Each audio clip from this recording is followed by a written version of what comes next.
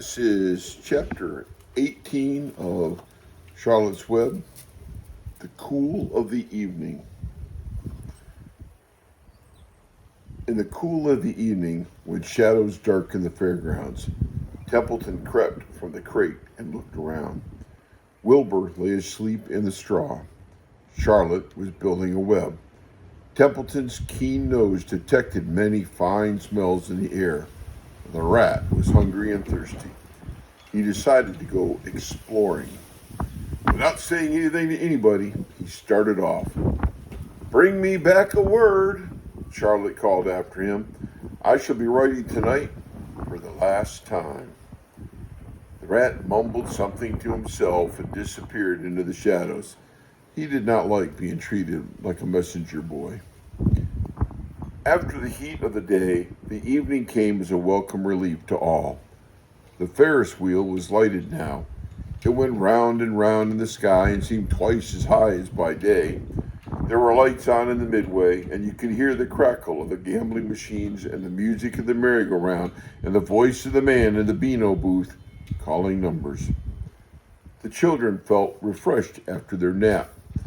Fern met her friend, Henry Fussy, and he invited her to ride with him in the Ferris wheel. He even bought a ticket for her, so it didn't cost her anything. When Mrs. Arabelle happened to look up into the starry sky and saw her little daughter sitting with Henry Fussy and going higher and higher into the air, and saw how happy Fern looked, she just shook her head. My, she said, "Henry Fussy. Think of that."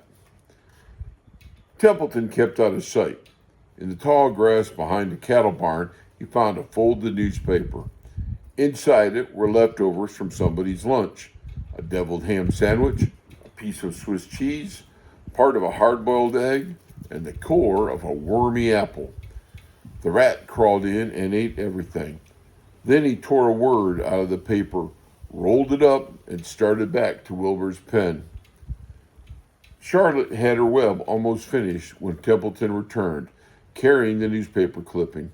She had left the space in the middle of the web. At this hour, no people were around the pig pen, so the rat and the spider and the pig were by themselves. "I hope you brought a good one," Charlotte said. "It is the last word I shall ever write." "Here," said Templeton, unrolling the paper. "What does it say?" asked Charlotte. "You'll have to read it for me." "It says, 'humble,'" said the rat. "Humble," said Charlotte. "Humble has two meanings. It means not proud, and it means near the ground. That's Wilbur all over. He's not proud, and he's near the ground." "Well, I hope you're satisfied," sneered the rat. "I'm not going to spend all my time fetching and carrying. I came to this fair to enjoy myself, not to deliver papers." "You've been very helpful," Charlotte said. "Run along if you want to see more of the fair." The rat grinned. "I'm going to make a night of it," he said. "The old sheep was right. This fair is a rat's paradise. What eating and what drinking, and everywhere good hiding and good hunting. Bye-bye, my humble Wilbur. Fare thee well, Charlotte, you old schemer. This will be a night to remember in a rat's life." He vanished into the shadows. Charlotte went back to her work. It was quite dark now. In the distance, fireworks began going off, rockets scattering fiery balls in the sky. By the time the Arabelles and the Zuckermans and Lurvy returned from the grandstand, Charlotte had finished her web. The word "humble" was woven neatly in the center. Nobody noticed it in the darkness. Everyone was tired and happy. Fern and Avery climbed into the truck and lay down. They pulled the Indian blanket over them. Lurvy gave Wilbur a forkful of fresh straw. Mr. Arabelle patted him. Wilbur, not Lurvy. "Time for us to go home," he said to the pig. "See you tomorrow." The grown-ups climbed slowly into the truck, and Wilbur heard the engine start and then heard the truck moving away in low speed. He would have felt lonely and homesick had Charlotte not been with him. He never felt lonely when she was near. In the distance, he could still hear the music of the merry-go-round. As he was dropping off to sleep, he spoke to Charlotte. Sing me that song again, about the dung and the dark, he begged. Not tonight, she said in a low voice. I'm too tired. Her voice didn't seem to come from her web. Where are you? Asked Wilbur. I can't see you. Are you on your web? I'm back here, she answered, up in this corner.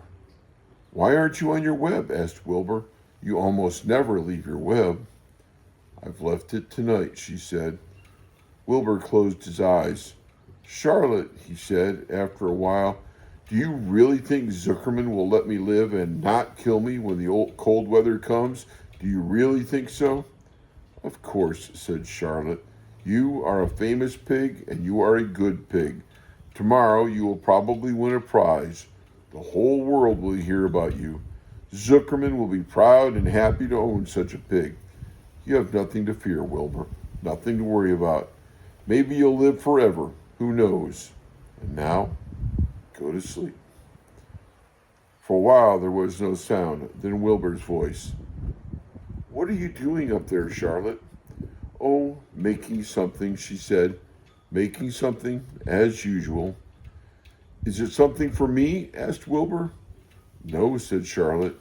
It is something for me, for a change. Please tell me what it is, begged Wilbur. I'll tell you in the morning, she said, when the first light comes into the sky and the sparrows stir and the cows rattle their chains, when the rooster crows and the stars fade, when early cars whisper along the highway, you look up here and I'll show you something. I will show you my masterpiece. Before she finished the sentence, Wilbur was asleep. She could tell by the sound of his breathing that he was sleeping peacefully, deep in the straw. Miles away, at the Arabelle's house, the men sat around the kitchen table, eating a dish of canned peaches and talking over the events of the day. Upstairs, Avery was already in bed and asleep. Mrs. Arabelle was tucking Fern into bed. Did you have a good time at the fair? She asked as she kissed her daughter. Fern nodded. I had the best time I have ever had anywhere or any time in all of my whole life. Well, said Mrs. Arabelle, isn't that nice? And that's the end of chapter 18. Our next time is chapter 19, The Egg Sack. Hope you enjoyed our story. Remember, read every day. Read on your own. Read for fun, guys. Bye-bye.